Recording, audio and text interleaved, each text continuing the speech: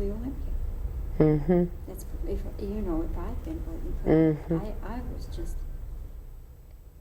when I saw the film, I just thought you had a nomination wrapped up.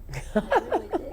It shows you, how wrong we all can be. Oh, yeah. But I did. I just thought it was such a really spectacular performance. Oh, thank you, Bobbie. It was. It's fun to do. Well, all right. You're rolling? Yeah. Okay. Well, Shirley, here we are back in Dallas after talking the last time in New York for Steel Magnolias. This is, you said on stage the other night, this is your third appearance in Dallas. Mm-hmm. Refresh our memories. Let's see, I don't even remember the years. I know I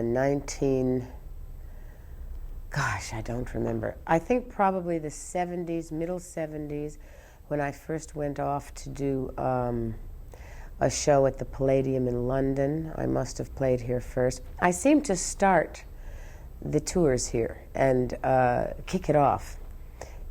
Put all the technical things together, see how the material plays, see the ambiance on stage, the lighting, the sound seems to happen here, if I remember correctly. It's a very sophisticated audience, and they know what they like and what they don't like, and Tom is so accommodating with the theater and all the technical equipment that you need. And as I remember, there were times when it was available, and he let me have it so that we could work out our technical kinks. So you did, this is your second one-woman show. Here, I think it's the third. Oh, they've all been one. Oh, yes, that's all I've done here, okay. Bobbie. Somehow I thought that you had done a book show. Mm-mm. Oh, okay. I've never done a book musical show since I've gone to Hollywood. It's always been a one-woman show. And I think sometimes maybe I'd go back to Broadway and do my own one-woman tour de force book musical for a year, if it would make a movie. Otherwise, I don't know if I'd be interested.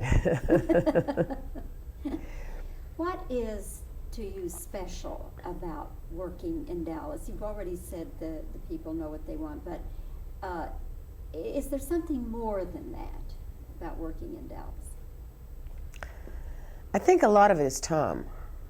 I think Tom Tom Hughes and the devotion and the dedication to excellence in theater. I think a lot of it is that.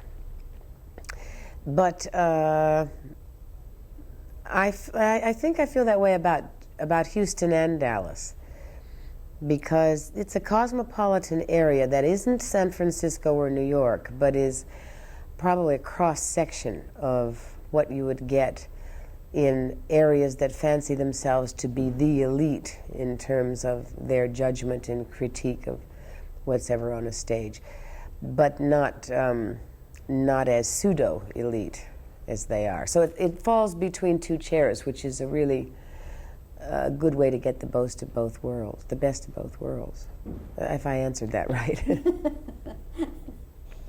Do you recall any unusual experiences when you've been in performance here?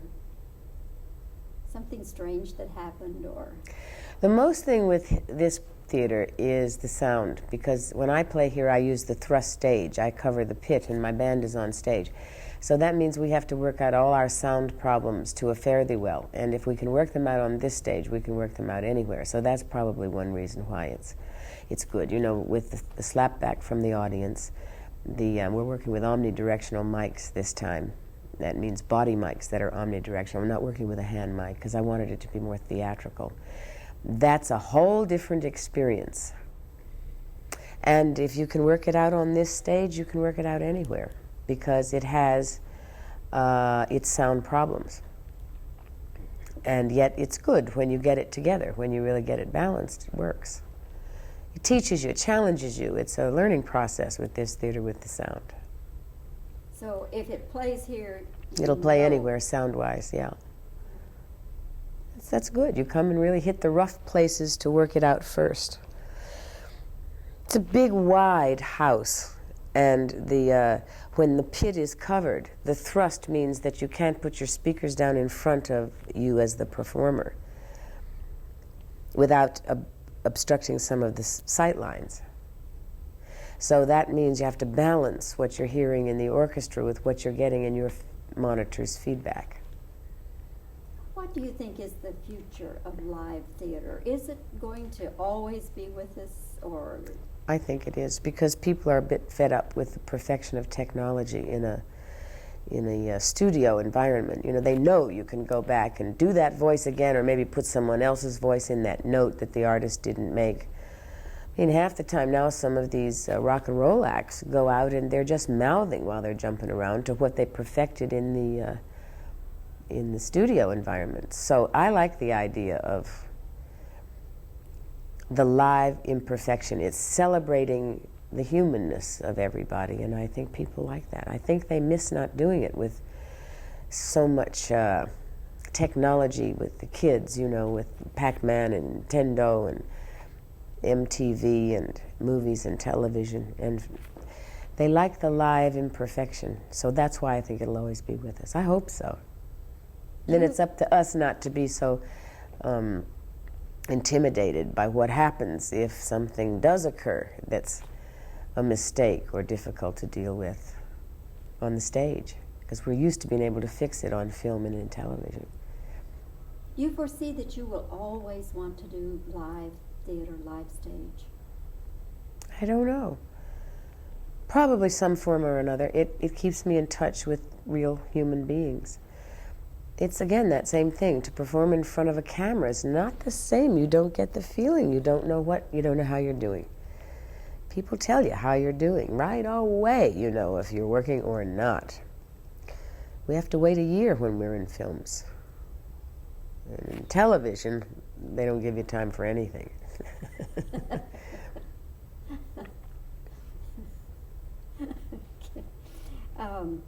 All right, is there anything else that you would like to have a chance to say as far as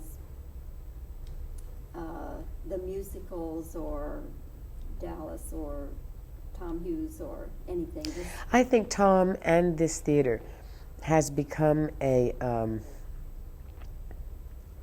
institution in the country. All of us in show business know about it and long to try its stage and its sound and its sightlines. And it's emanating from the board that runs it and Tom's leadership. And, you know, a country needs to have regional excellence like that. It shouldn't just be in New York. And because of this theater, and because of him, and because of the people that support the theater and all the patrons behind it, it affords us entertainers a place to come and aspire to the highest level of receptivity and prepare for anywhere else we want to play in the world. It's important to stay that way. That's great. Now, he just needs to get one verse. Supposed to be out at the Berlin Film Festival this week, I think. Maybe, is today the 17th? 16th. I think it's tomorrow. And then I did, with Terry Garr, I did that. Uh-huh. And then Who did that? a man who wrote it called Christopher Munger, Welsh writer-director. And then I did Postcards from the Edge with Meryl and Gene Hackman and Richard Dreyfuss and Mike Nichols and all that, right after that. So that'll be out, I guess, the end of the summer. I think that's an interesting picture. Yeah, I'm really looking forward to that. Mm-hmm. I talked with Carrie Fisher a little bit. Yeah. She wrote a wonderful script. She's real talented. What'd she say? Did she like it? She was thrilled with casting and everything. She was very excited and very high about the caliber of people and the attention that it was getting. Tell me when you're rolling. I'm rolling. Okay. You talk, I'll shut up.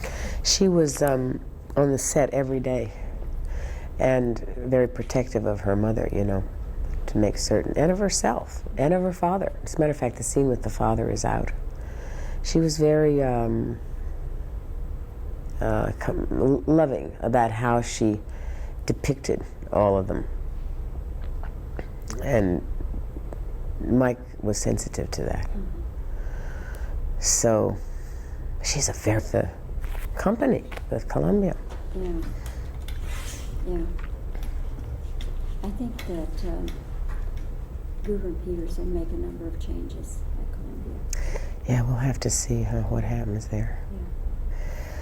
The town is. I hope they're going to be okay. I hope so. But, well, you know what it is. But I don't think that years ago, I don't think the studios changed as rapidly and as much as they do now. It's all about money now. Yeah. It's about money and greed and percentages. And look at how much everybody walked away with. Yeah. Amazing. Amazing. Okay. Amazing. Okay. All right. Shirley, why is it you like to start your tours here in Dallas?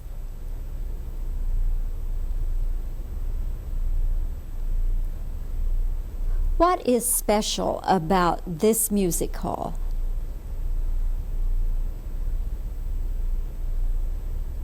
In other words, if you can make it work here, you can make it work any place. Is that it?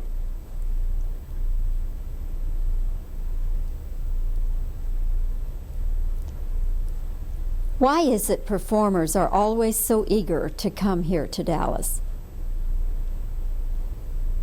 I'm going to rephrase that. Why does the Dallas Musicals have this wonderful reputation among you performers?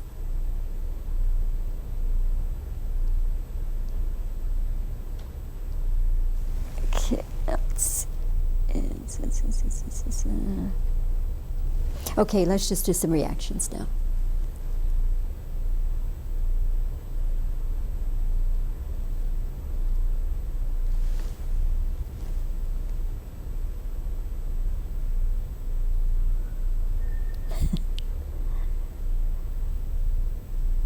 We just love these imaginary reacting to people.